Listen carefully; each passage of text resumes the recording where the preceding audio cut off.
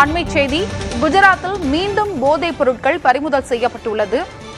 குஜராத் கடல் பகுதியில் 173 கிலோ போதைப் பொருள் பறிமுதல் செய்யப்பட்டுள்ளது. அண்மை செய்தியாக பார்த்து வருகிறோம். விவரங்களை வழங்குவதற்காக செய்தியாளர் கணபதி இணைப்பில் இருக்கிறார். கணபதி, குஜராத்தில் மீண்டும் போதைப் பொருள் பறிமுதல் செய்யப்பட்டுள்ளது.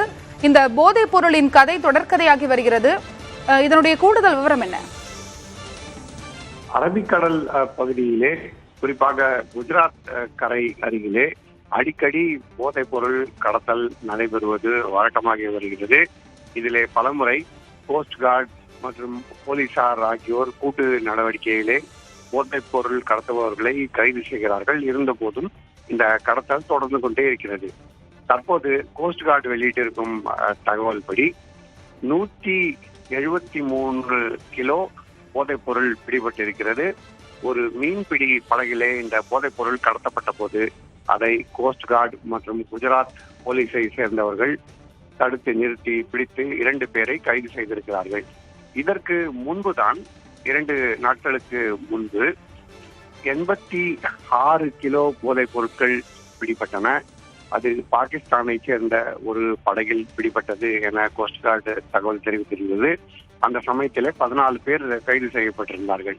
அந்த சம்பவம் நடந்து ஒரு சில நாட்களுக்குள்ளாகவே மீண்டும் ஒரு படகு தற்போது பிடிபட்டிருக்கிறது.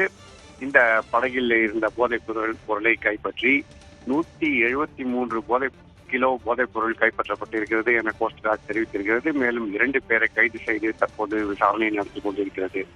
ஆகவே இந்த பகுதியிலே போதைப் பொருள் கடத்தலை தடுக்க வேண்டும்.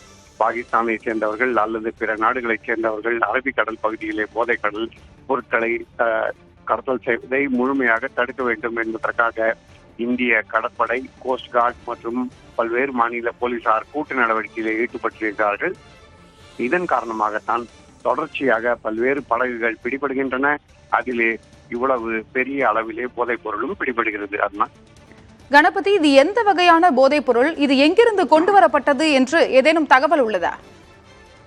பொதுவாக இது எந்த இடத்திலிருந்து கொண்டு வருகிறது என்பதை நேரடியாக போதைப் பொருள் கடத்தப்பவர்கள் கூட கடத்தல்காரர்கள் தெரிவிப்பதில்லை. ஏனென்றால் ஆப்கானிஸ்தான் போன்ற நாடுகளில் இருந்து உற்பத்தி செய்யப்படும் இந்த போதைப் பொருள் பின்னர் ஈரான் அல்லது பாகிஸ்தான் போன்ற நாடுகளுக்கு கடத்தப்பட்டு அங்கிருந்து கடல் மூலமாக இந்தியா, இலங்கை போன்ற பல்வேறு இடங்களுக்கு கடத்தப்படுகிறது என்பதை இதுவரை உளவுத்துறையினர் அளித்திருக்கும் தகவலாக இருக்கிறது.